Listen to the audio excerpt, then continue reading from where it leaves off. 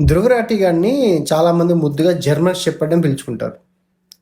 అయితే వీడు ఎందుకు జర్మన్ షెపర్డ్ అని పిలుస్తారని వీడిని ఒక ఇంటర్వ్యూయర్ అడిగితే, ఈ యొక్క దరిద్రులకు ఇద్దరు ఉన్నారండి.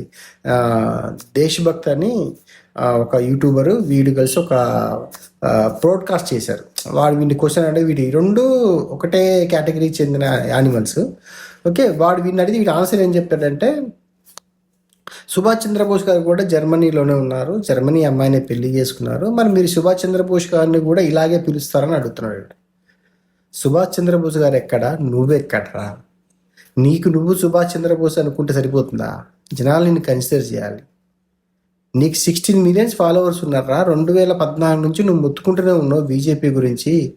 బీజేపీ ఎక్కువ సీట్లు గెలుస్తూనే ఉంది. ఏం సాధించరు నువ్వు? నీ వ్యూయర్స్ నీకే కాదు, నీ వ్యూయర్స్ కూడా బీజేపీ కొట్టేస్తారు. ఇప్పుడు కొత్తగా ఈ ఎలక్షన్లో భారతదేశాన్ని కాపాడుకుందామని చెప్పేసి ఏదో ట్విట్టర్లో ఒక ట్వీట్ పెట్టాడు వీడు. సో వీడి ఉద్దేశం ఏంటంటే బీజేపీ రావద్దు. మరి ఎవరు రావాలంటే మరి కాంగ్రెసే ఉంటుంది. మరి కాంగ్రెస్ ఏమన్నా శుద్ధ పూసన? కాంగ్రెస్ చేసిన అవినీతి లేవా? సరే, ఓకే, బీజేపీ కూడా కొన్ని తప్పులు చేసింది. ఇక్కడ బీజేపీకి ఫేవర్గా మాట్లాడట్లేదు. కొన్ని తప్పులు, ఏ రాజకీయ పార్టీ కొన్ని మిస్టేక్లు చేస్తుంది. తప్పుని ఒప్పుని చెప్పాలి. అదే కదా కరెక్ట్. ఓన్లీ ఒక సైడే తీసుకుని ఎప్పుడు బీజేపీని టార్గెట్ చేయడం కరెక్ట్ కాదు.